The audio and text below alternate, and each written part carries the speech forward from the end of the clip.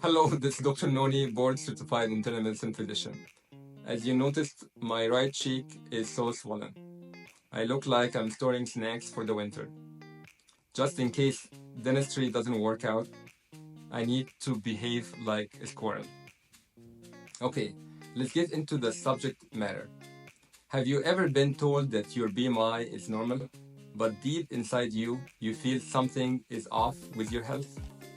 What if I told you that BMI is an obsolete and outdated measurement, and relying on it by itself might actually be misleading?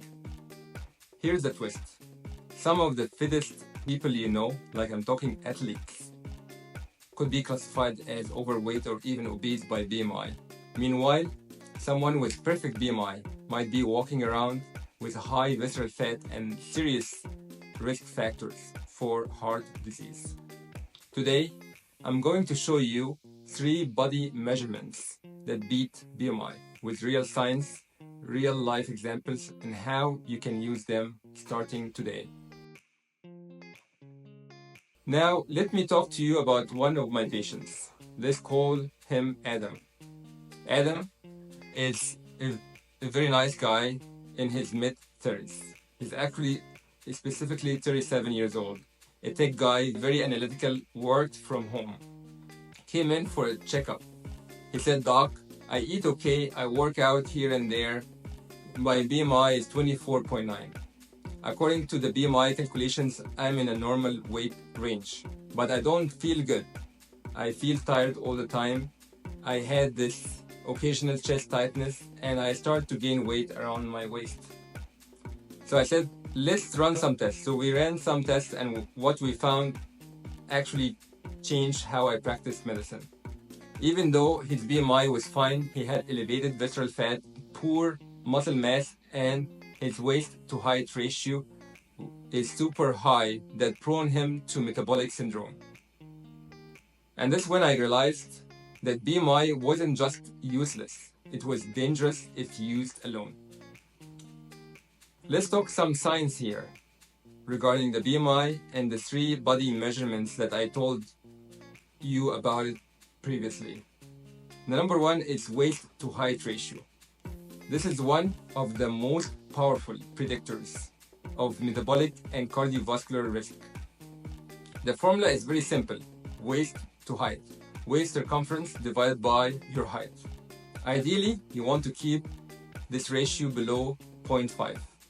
If you are 70 inches tall, 5'10", your waist should be under 35 inches. It matters so much because it correlates strongly with visceral fat, the dangerous fat around your organs. Studies from UK and Asia found that waist to height ratio is a better predictor of cardiovascular risk and mortality than BMI in both adults and children. Number 2 is so simple: waist circumference alone. Simple but strong. For men, waist above 40 inches, that's no good. Women over 35 inches, same deal. Try to keep it below 35 for women and below 40 for men. Unlike BMI, which cannot tell muscle from fat, waist circumference focuses on central obesity, which is real villain behind insulin resistance and heart disease. Number 3, body fat percentage. This is gold if measured correctly. Best measured via DEXA scan or high quality bioimpedance. Ideal ranges for men 10 to 20%, for women 18 to 28%. So a bodybuilder with 12% body fat might have a BMI of 27%, which is technically overweight but metabolically perfect. It's not about your weight, it's about your body composition.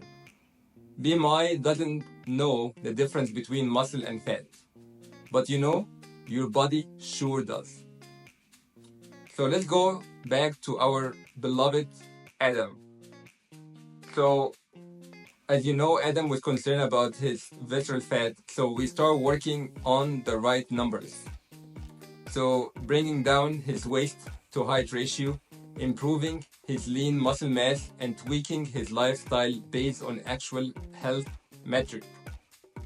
So within 6 months, he dropped 2 inches off of his waist, His visceral fat reduced by 20%. He felt energized. And you know what? His confidence went through the roof. He said, I used to think health was about staying skinny, but now I know it's about staying strong and metabolically sharp. Well, good for Adam. The turn is on you right now. Lessons that we learn from it, and the takeaway from this. BMI is a rough, outdated tool. It was never meant to diagnose individual health. If you are serious about prevention and long-term health, focus on waist to height ratio, waist circumference, and body fat percentage. These are the three measurements that you need to focus on. They tell you what's really going on under the surface, not like the BMI. Okay, now as we are about to end this video, if you feel like this, open your eyes even a little. Imagine what using these metrics could do for your health journey. Track your weight, measure your progress, and focus on strength, not just weight. If you found this video helpful, please subscribe to my channel, like this video, and share it with someone who has been chasing the wrong number. I'm talking about the BMI. And if you want more health insights like this, practical, backed by science, and told through real stories, stick around. This is just the beginning. This is Dr. Nony from Dr. Nony's Power Lab, where we don't just measure numbers, we measure strength, clarity, and purpose. See you in the next video. Thank you and have a great day.